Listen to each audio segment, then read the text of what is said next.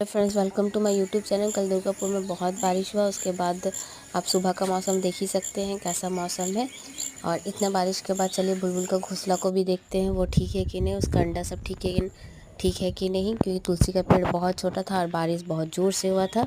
आइए मेरे साथ। और ये देखिए बुलबुल, अरे बुलबुल तो अपने घोंसले में बैठी हुई है, देख ही सकते। देखिए प्रकृति कितने अच्छे दृश्य को देखिए।